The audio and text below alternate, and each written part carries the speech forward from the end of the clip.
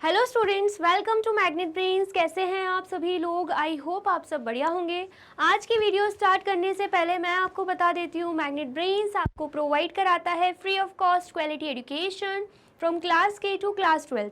जी हाँ, सही सुना आपने, किंडरगार्टन से लेकर क्लास 12 तक की कराई जाती है आपको कंप्लीट एजुकेशन, वो भी फ्री ऑफ कॉस्ट प्रोवाइड। तो करना क्या है, आपको यूट्यूब चैनल पर जाना है एंड कर देना है मैग्नेट ब्रेन्स को सब्सक्राइब, जहां पर आपको सीबीएसई बोर्ड से लेकर अदर स्टेट बोर्ड जैसे कि UP board, MP board, Bihar board जैसे कोर्सेज भी अवेलेबल है।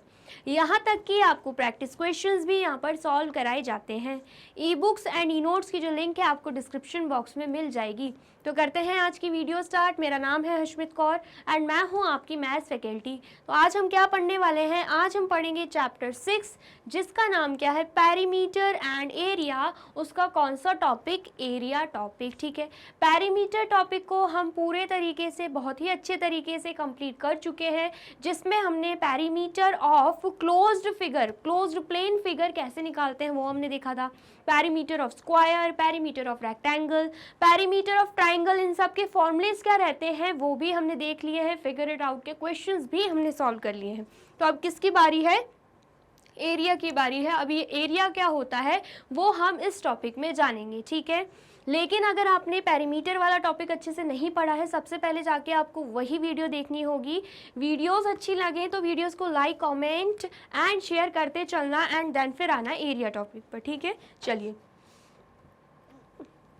तो सबसे पहले हमें क्या दे के रखा है? We have studied the area of closed figures regular and irregular in previous grades. क्या बोला जा रहा है? प्रीवियस क्लासेस में हमने एरियाज ऑफ क्लोज्ड फिगर निकालना सीखा था। लेट अस रिकॉल सम की पॉइंट। तो हम क्या कर रहे हैं? रिकॉल कर रहे हैं, फिर से याद कर रहे हैं। The amount of region enclosed by a closed figure is called its area. क्या बोला जा रहा है? सपोज हमने कोई भी प्लेन फिगर बना लिया, यहाँ पे ये हमने रेक्टेंगल बना लिया। ठीक है, रेक्टेंगल में अगर हम बात करते हैं पेरीमीटर की, तो आपको अच्छे से पता है ये क्या है? ये है पेरीमीटर। ये क्या है? पेरीमीटर है। ठीक है, बाउंड्रीज को हम क्या कहते हैं? पेरीमीटर। लेकिन एरिया किसे बोलेंगे? ये जो शेडेड रीजन आपको दिख रहा है, the amount of region enclosed by a close figure, मतलब इस क्लोज फिगर ने जितना अमाउंट ऑफ रीजन इनक्लोज्ड किया हुआ है, कवर किया हुआ है, उसे हम क्या बोलेंगे? उसे हम एरिया बोल देंगे। ठीक है, आया समझ में? तो यहाँ पर हम लिख लेते हैं, इसे हम क्या बोलेंगे? इसे हम बोल देंगे एरिया। ठीक है, इतना आया समझ में? साथ ही में अगर हम पेरीमीटर की बात करें, तो पेरीमीटर में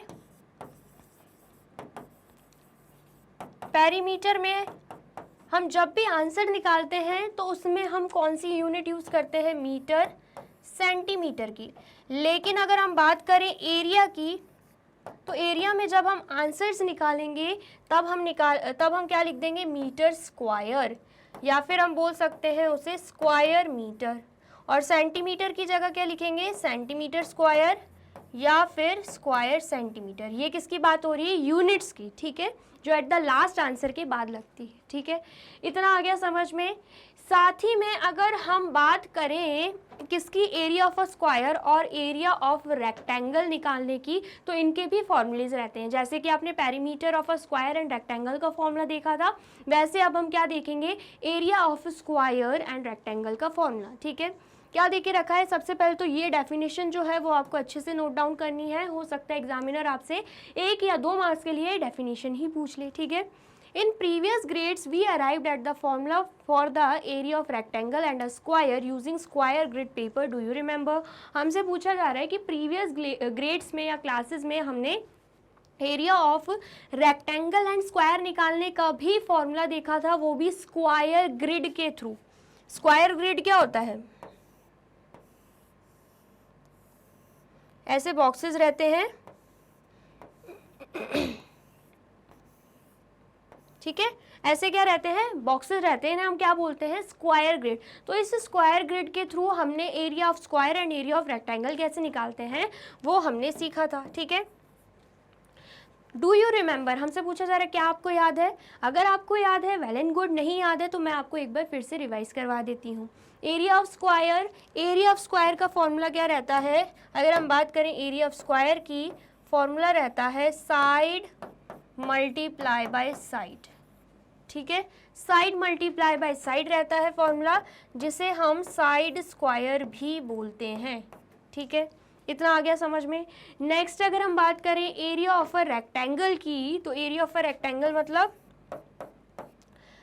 2 multiply by length plus breadth, हमने किस में देखा था, पेरीमीटर में। ठीक है, और अगर स्क्वायर की बात करें 4 मल्टीप्लाई बाय साइड, किसका फॉर्मूला था, पेरीमीटर ऑफ स्क्वायर का। लेकिन यहाँ पे एरिया ऑफ स्क्वायर क्या है, साइड मल्टीप्लाई बाय साइड, जिसे हम साइड स्क्वायर बोलेंगे, या and area of a rectangle क्या हो जाएगा, लेंथ मल्टीप्लाई बाय ब्रेथ। क्या फॉर्मूला रहेगा यहाँ पे, लेंथ मल्टीप्लाई बाय ब्रेथ। ठीक है, इतना आ गया समझ में आया है तो फटाफट से नोट डाउन कर लीजिए। कर लिया आपने नोट डाउन, और वीडियो अच्छी लग रही है तो वीडियो को लाइक कमेंट एंड शेयर भी कर दीजिए। ठीक है, चलिए अब नेक्स्ट देखते हैं।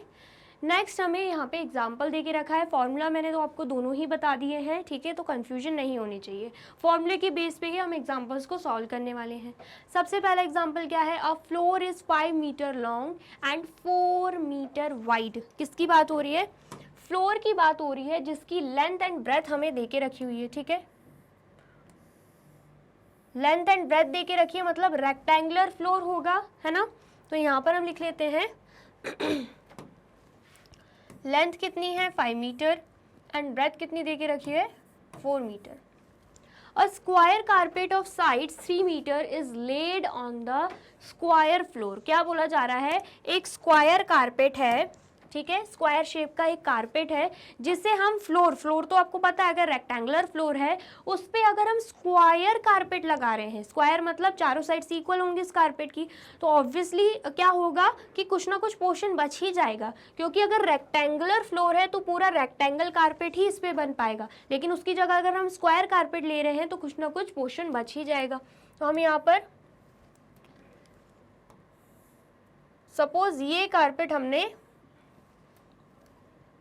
ये स्क्वायर कारपेट हमने यहाँ पे बिछा दिया। ठीक है, आया समझ में, जिसकी साइड हमें क्या दे के रखी है 3 मीटर दे के रखी हुई है, मतलब ये जो स्क्वायर कारपेट है इसकी साइड कितनी है 3 metre. Find the area of the floor that is not carpeted. हमें क्या फाइंड आउट करना है, हमें ये एरिया फाइंड आउट करना है जो कारपेटेड नहीं है। ठीक है, आया समझ में, जिसपे कारपेट नहीं बिछी है हमें वो एरिया फाइंड आउट करना है।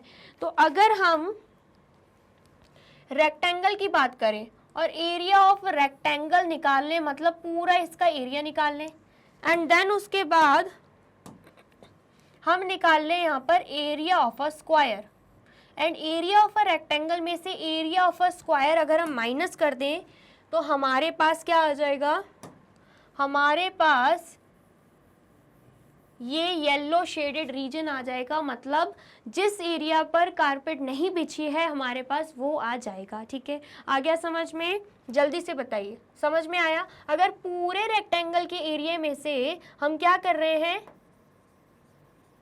इतने एरिया को माइनस कर रहे हैं, तो ऑब्वियस सी बात है कि ये एरिया तो बच ही जाएगा जिस पे कारपेट नहीं बिछी है। आ गया समझ में, चलिए तो यहाँ पर सबसे पहले हम क्या करेंगे, सबसे पहले हम निकालेंगे, यहाँ पर पहले लिख लेते हैं हमें क्या क्या देके रखा है, लेंथ ऑफ अ रेक्टेंगल, कितना लेंथ देके रखा है 5 मीटर। फिर उसके बाद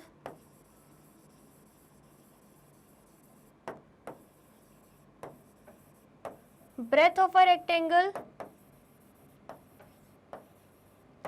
ब्रेथ कितना है 4 मीटर। अब हम क्या फाइंड आउट करेंगे, एरिया ऑफ अ रेक्टेंगल, मतलब फ्लोर देके रखा है तो हम यहाँ पे लिख देंगे area of a rectangular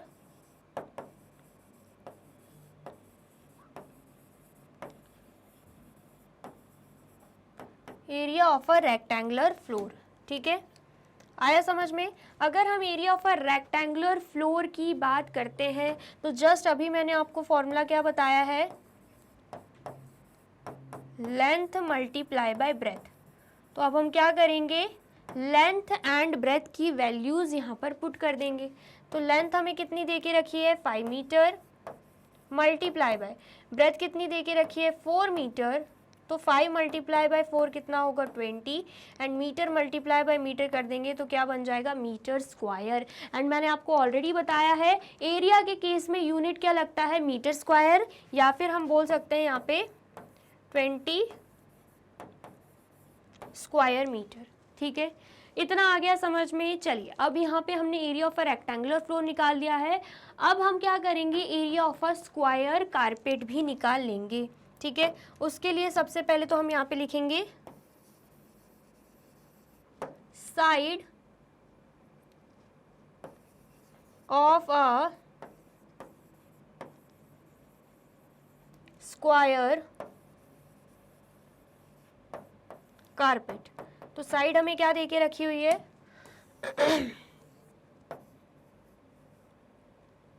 side हमें क्या देके रखी हुई है 3 मीटर। ठीक है, अब हमें क्या फाइंड आउट करना है, area of a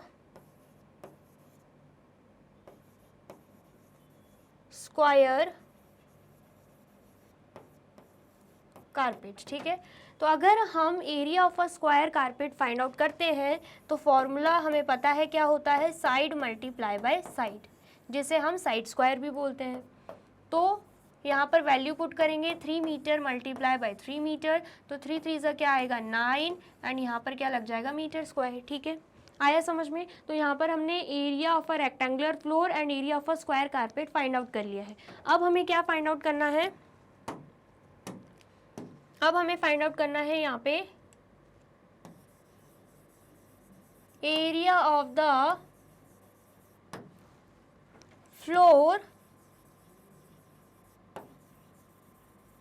that is not carpeted. ठीक है, जिस फ्लोर पे कारपेट नहीं रखी गई है, मतलब जितने फ्लोर पे कारपेट नहीं रखी गई है हमें उतना एरिया फाइंड आउट करना है। ठीक है, आ गया समझ में? तो सबसे पहले हमें क्या करना होगा, जैसे कि मैंने आपको बताया एरिया ऑफ अ रेक्टेंगल में से area of a square carpet को माइनस करना होगा। तो इसका एरिया कितना है 20 मीटर स्क्वायर, हम यहाँ पे 20 मीटर स्क्वायर लिख देंगे। इसका एरिया कितना निकला 9 मीटर स्क्वायर, हम यहाँ पे 9 मीटर स्क्वायर लिख देंगे। तो एट द एंड आंसर क्या आएगा, यहाँ पे हमारा आंसर आ जाएगा 11 मीटर स्क्वायर। कितना आंसर आया है 11 मीटर स्क्वायर। इसका मतलब क्या है 11 मीटर स्क्वायर एरिया पे कारपेट नहीं बिछी हुई है। ठीक है, आ गया समझ में? आया है तो फटाफट से नोट डाउन कर लीजिए। कर लिया आपने नोट डाउन? और वीडियो अच्छी लग रही है तो वीडियो को क्या करना है, लाइक कमेंट एंड शेयर भी कर देना है। ठीक है, चलिए अब नेक्स्ट देखते हैं। नेक्स्ट एग्जाम्पल क्या है, 4 square flower beds each of side 4 metre are in 4 corners on a piece of land 12 metre long and 10 metre wide. क्या बोला जा रहा है कि एक पीस ऑफ लैंड है जिसकी लेंथ कितनी है 12 मीटर एंड ब्रेथ हमें कितनी दे के रखी है 10 मीटर। तो उस पे क्या लगे हुए हैं, स्क्वायर फ्लावर बेड्स लगे हुए हैं, स्क्वायर शेप के फ्लावर बेड्स लगे हुए हैं, वो भी कहाँ पर, कॉर्नर्स पे, 4 कॉर्नर्स पे, अलग अलग कॉर्नर्स पे 4 स्क्वायर फ्लावर बेड्स लगे हुए हैं। ठीक है, जिसकी साइड हमें क्या देके रखी है 4 मीटर देके रखी हुई है। ठीक है, find the area of the remaining part of the land. तो हमें क्या करना है, उस पीस ऑफ लैंड का रिमेनिंग पार्ट फाइंड आउट करना है। ठीक है, सबसे पहले तो हम यहाँ पे पीस ऑफ लैंड बना देते हैं। ये क्या हो गया, ये हो गया पीस ऑफ लैंड। ठीक है, इस पीस ऑफ लैंड में क्या बोला जा रहा है, इस पीस ऑफ लैंड के कॉर्नर पे 4 square bed, 4 square flower bed बने हुए हैं। ठीक है, ये यहाँ पे कॉर्नर पे हमने क्या किया, यहाँ पर हमने क्या किया, स्क्वायर फ्लावर बेड्स यहाँ पे बना दिए। ठीक है, तो हमसे पूछा जा रहा है कि रिमेनिंग एरिया जो होगा जहाँ पर फ्लावर बेड्स नहीं है, इस पीस ऑफ लैंड का रिमेनिंग एरिया कितना होगा वो हमसे पूछा जा रहा है, ठीक है।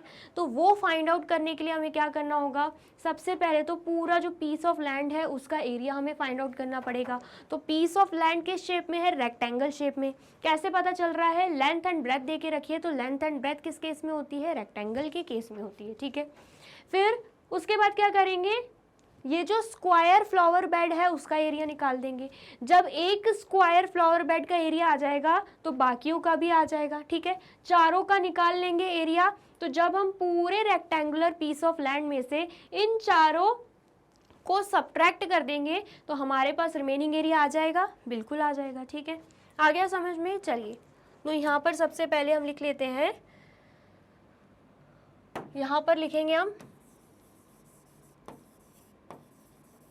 Length of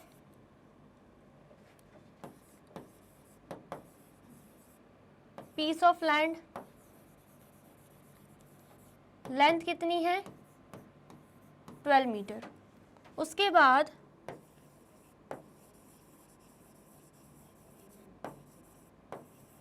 breath of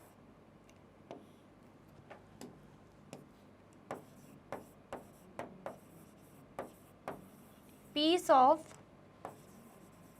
land, तो ब्रेथ कितनी देके रखी है हमें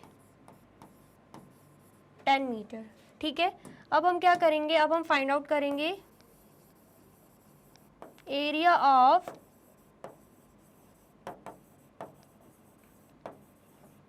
रेक्टेंगुलर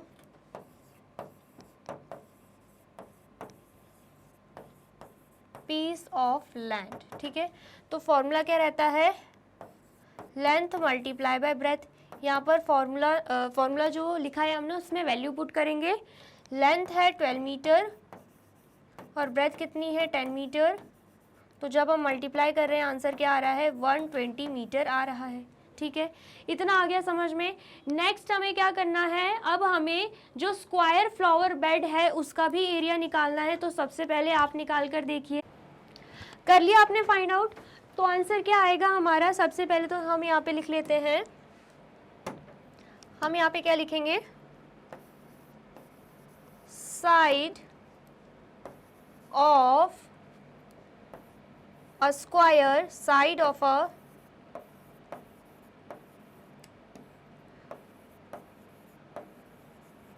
स्क्वायर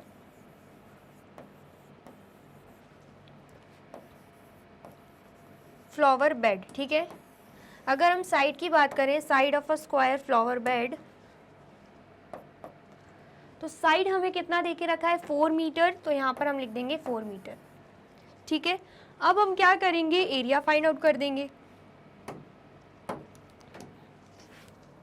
तो area of a square flower bed, same वही लाइन आएगी। तो एरिया का फॉर्मूला मैंने आपको क्या बताया था, साइड मल्टीप्लाई बाय साइड, ठीक है। तो साइड हमें देके रखा है 4 मीटर, तो 4 मीटर मल्टीप्लाई बाय, जब हम 4 मीटर करेंगे तो आंसर कितना आएगा 16 मीटर स्क्वायर आ जाएगा, ठीक है। आ गया समझ में। तो यहाँ पर हमने area of rectangular piece of land भी निकाल लिया और area of a square flower bed भी निकाल लिया। अभी सिर्फ एक स्क्वायर फ्लावर बेड निकाला है, चारों का एरिया निकालेंगे। तो जब हमें चारों का चाहिए तो हम यहाँ पे लिख देंगे एरिया ऑफ 4 फ्लावर बेड्स, ठीक है। स्क्वायर शेप में, ये तो आपको पता ही है। तो जब 1 स्क्वायर फ्लावर बेड का एरिया 16 मीटर स्क्वायर है, तो चारों का निकालने के लिए 4 मल्टीप्लाई बाय क्या कर देंगे हम 16 मीटर स्क्वायर। तो आंसर क्या आएगा हमारा, यहाँ पर 4 6 24, 2 यहाँ पे 4 1 4 प्लस 2 6, तो यहाँ पर 64 मीटर स्क्वायर हमारा आंसर आ चुका है, ठीक है। अब हमें क्या फाइंड आउट करना है, अब हमें फाइंड आउट करना है remaining part of the land, ठीक है। तो remaining part of the land कैसे फाइंड आउट करेंगे यहाँ पर लिख देंगे, यहाँ पर हम लिख देंगे, क्या लिखेंगे यहाँ पर, area of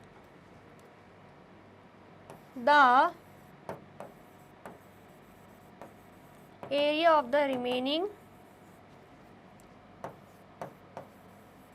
part of the land.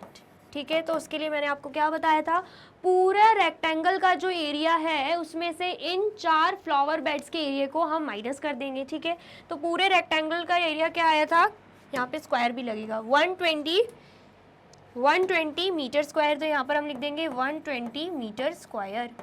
उसमें से हम माइनस कर देंगे चारों फ्लावर बेड्स के एरिया को, जो कि कितना है 64 मीटर स्क्वायर। तो हमारा आंसर क्या आएगा, यहाँ पे 6 आ जाएगा। ठीक है, एंड देन उसके बाद यहाँ पर 11 में से जब 6 जाएगा तो क्या आएगा, यहाँ पे आ जाएगा 5। तो 56 मीटर स्क्वायर हमारा आंसर यहाँ पे आ चुका है। ठीक है, आ गया, समझ में आया है तो फटाफट से नोट डाउन कर लीजिए। कर लिया आपने नोट डाउन? चलिए, तो यहाँ पे होती है हमारी वीडियो कंप्लीट। आई होप आपको वीडियो अच्छी लगी है एंड समझ में आई है। वीडियो अगर अच्छी लगी है तो फटाफट से वीडियो को लाइक, कमेंट एंड शेयर कर दीजिए एंड देन फिर जाइए यूट्यूब चैनल पर एंड कर दीजिए मैग्नेट ब्रेन्स को सब्सक्राइब। ये रही हमारी एप्लीकेशन, ये रही हमारी वेबसाइट एंड ये रहे हमारे टॉप कोर्सेज जो आपको प्रोवाइड कराते हैं free of cost quality education. E books and e notes की जो लिंक है आपको डिस्क्रिप्शन बॉक्स में मिल जाएगी। एंड ये रहे हमारे अदर सोशल मीडिया प्लेटफॉर्म जैसे कि YouTube, Facebook, Instagram, WhatsApp, Twitter, आप इन पे भी जाके विजिट कर सकते हैं एंड कर सकते हैं मैग्नेट ब्रेन्स को फॉलो। अब इससे नेक्स्ट वीडियो में मैं आपको क्या पढ़ाने वाली हूँ ये जानने के लिए करना क्या होगा, यूट्यूब चैनल पर जाके कर देना होगा मैग्नेट ब्रेन्स को subscribe. Thank you so much.